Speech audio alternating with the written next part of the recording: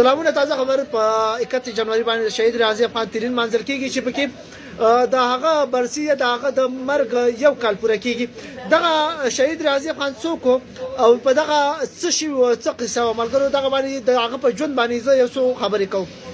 امید ده چې خبرې مو خوښ شي او دا ویډیو سره حتما شیر کړئ، ویډیو ریپوست کړئ، د ویډیو باندې حتما لایک کمنټس وکړئ، دا ویډیو سره ملګرو ته ورسوئ.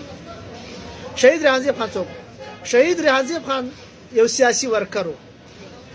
شهید رازي افغان د پی ټی آی د ګوند سره تعلق لرلو. شهید رازي افغان یو تعلیم یافته نوجوان و د سیاسي سرګرمیو کې ډیر زیات مخکې و. شهید رازي افغان د خپل خاورې سره مینه لرله، د خپل وطن سره مینه لرله، د خپل د دې ملت سره مینه لرله، د دې ولس سره مینه لرله او د خپل لیډر عمران خان سره مینه لرله.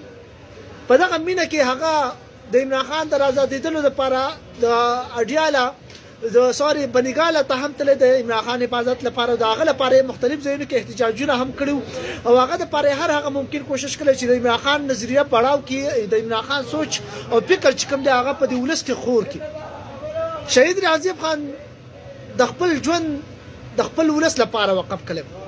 شهید رازي افغان حتی دا چې د عمران خان له اړخه ورته د سیټ ورکولو اپر هم شوی چې تا ته موږ سیټ درکو، ولې چې تا کې هغه قابلیت شته، تا کې هغه ټیلنټ شته، تا کې هغه جذبه شته چې په تا کې هغه د ولسي جذبه ده.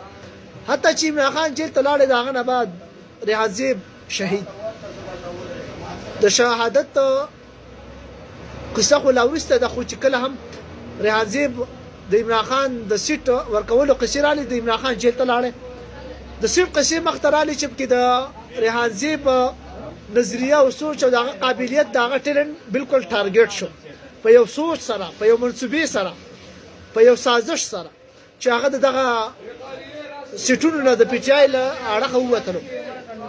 ریاضي افغان د آزاد حیثیت د آزاد امیدوار څخه ودرېدل او د باجوړ ولس په پوره اعتماد وکړ. پته ولګېده چې ریاضي افغان سپورټ ډیر زیات دی او نوجوانان طبقه چې کوم د هغه د ریاضي سپورټ کې بیخي مخکې دي. ریاضي د خپل سیټ ګټلو لپاره کمپاین کولو تر دې مهال هغه باندې ډزې وشتې او وشولې او هغه د دې نړۍ څخه سترګې پټې کړې.